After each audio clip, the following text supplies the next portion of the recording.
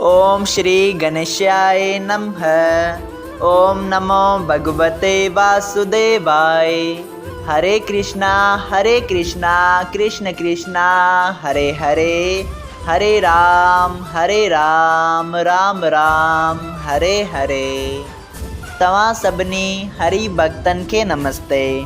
प्यारा भक्तों, ही कथा पाण गुरु कृपा से हासिल करे रहा आयूं। श्री गणपति सरस्वती जो दरे ध्यान करिया थो मां भागवत महापुराण जो बयान, जैमें व्यासदेव ऐं श्री सुखदेव जी कयो आहे श्री कृष्ण लीला जो गुणगान। सबई चओ जय भागवतम महापुराण। प्यारा भक्तों, कल कथा में पाण श्रीमद् भागवत महापुराण साहिब जे 10 स्कंद जे 44 अध्याय जे पहिरें भाग में ॾिठो त श्री श्याम सुंदर सां कुश्ती विरण वास्ते चाणूर अचे थो ऐं मुश्तक बलदाऊ जीअ सां कुश्ती विरण लॻो। हिननि ॿिन्ही जो को वॾो भाग हो, यानी के को पुराणो पुण्य अची उजागर थियो जो हिननि स्वयं श्री पार ब्रह्म परमेश्वर के हथ लगाइण जो मौक़ो प्राप्त कयो हो।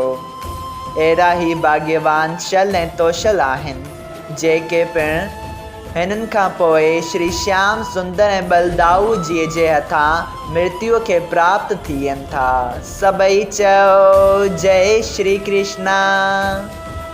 तंहिं बाद उते बीठल सभई पहलवान श्री श्याम सुंदर ऐं बलदाऊ जी जो ज़ोर ॾिसी उतां खां गायब थी वञनि था, यानी के भॼी वञनि था। ऐं उते जा सभई जेका राय ऐं पब्लिक अवाम हुई सा ख़ुशीअ में झूमण ऐं ॻाइण लॻी ऐं श्री श्याम सुंदर ऐं बलदेव जी जय जयकार करण लॻी। आकाश मां देवताउनि द्वारा फुलनि जी वर्खा थियण लॻी।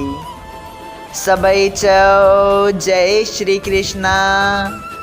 अचो प्यारा भक्तों, अॼु पाण श्रीमद् भागवत महापुराण साहिब जे 10 स्कंद जे 44 अध्याय जो ॿियो भाग शुरू करे रहिया आहियूं।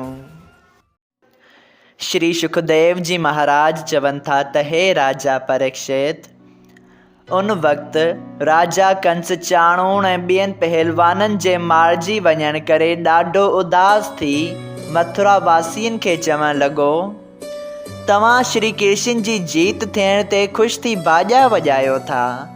जॾहिं उन ॻाल्हि जो कंहिं बि जवाबु न ॾिनो, तॾहिं हिन गुस्से में अची पंहिंजे बर वारनि दैतनि ऐं पहलवाननि खे जे उते वेठा हुआ तिन खे चयो, तव्हां हिननि छोकिरनि खे ॿाहिरि वठी वञी तरार सां मारियो ऐं बाजा बंदि करे गोपन ऐं ग्वालनि खे ॿधी वासुदेव ऐं देवकी ऐं उग्रसेन मुंहिंजे पीउ खे बि मारे रंगभूम जो दरवाज़ो अंदरां बंदि करे छॾियो।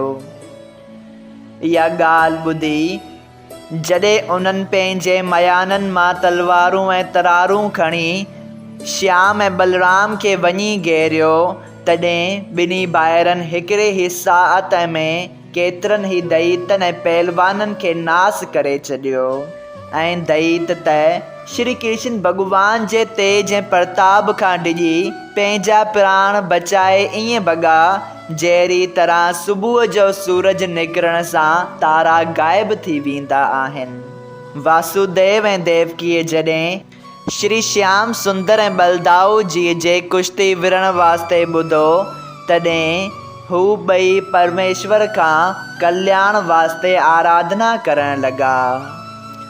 जॾहिं श्री कृष्ण अंतर्यामी माता ऐं पिता खे दुखी ॼाणी इहे वचन कंस जा ॿुधा, तॾहिं ही प्रण कयाईं त अॼु कंस खे मारे वासुदेव ऐं देवकीअ खे छॾाईंदसि। इहो वीचार करे श्री कृष्ण पंहिंजो नंढो स्वरूप धारे उतां थले ते जिते राजा कंस तरार खणी ॾाढे अभिमान सां बीठो हो, अहिड़ी तरह टुपो ॾेई चरी वियो जहिड़ी तरह बाज़ कबूतर ते झट ॾींदो आहे। कंस श्री कृष्ण के अचानक पंहिंजे साम्हूं ॾिसी वीचार कयो त भॼी वञा, पर वरी मन में धीरज करे श्याम सुंदर ते तरार हलाइण जो इरादो कयईं। तॾहिं श्री कृष्ण उन जे वार खां पाण बचाए कंस सां रांदि करण लॻो। उन वक़्तु देवताउनि विमाननि ते चढ़ी आकाश मां वेनती कई त हे पार ब्रह्म परमेश्वर, कंस महापापीअ खे जल्द नास करियो, उन जे मारण में देर न करियो। इहा ॻाल्हि ॿुधी श्री कृष्ण पंहिंजे बदन में अहिड़ो प्रकाश प्रगट कयो जंहिंजे ॾिसण जो ताप कंस सही न सघियो ऐं पंहिंजूं अखियूं बंदि कयाईं। तॾहिं श्री कृष्ण पैर जी ठोकर सां उन जो मुकुट किराए वारनि खां जले राजा कंस खे थले खां हेठि ज़मीन ते किराए टिनी लोकनि जे बार समेत मथसि टुपी पियो। सभई चयो जय श्री कृष्णा। मथे जे वारनि खे उन करे जलियाईंसि जो कंस बि आकाशवाणी थियण वक़्तु देवकीअ जे मथे जा वार जले खेसि मारण जो वीचार कयो हो। हे राजा परीक्षित, वेंकटनाथ जे टुपे ॾींदे ई कंस जो प्राण निकिरी वियो, पर 8 ई पहर सुम्हंदे जाॻंदे उथंदे वेहंदे खाईंदे पीअंदे घुमंदे ऐं फिरंदे श्याम सुंदर जो रूप उन जे मन में मौजूदु हूंदो हो। तंहिं करे हू मुक्त पदवीअ खे प्राप्त थियो। सभई चयो जय श्री कृष्णा। माखन प्रभुअ जे रूप जी महिमा अगम अपारा, जंहिं जे सुमरन ध्यान सां थो तरे सगल संसारा। ॾिसो केॾो न वॾो बाग़ उन पापी अधर्मी कंस जो आहे ऐं वॾो बाग़ उन्हनि जो बि आहे जेके हर पल खन खन हमेशा परमेश्वर जो सुमरण ऐं ध्यानु पंहिंजे हृदय में रखनि था। सभई चयो जय श्री कृष्णा। श्रीमद् भागवत महापुराण साहिब जे 10 स्कंद जे 44 अध्याय जो ॿियो भाग संपूर्ण थियो।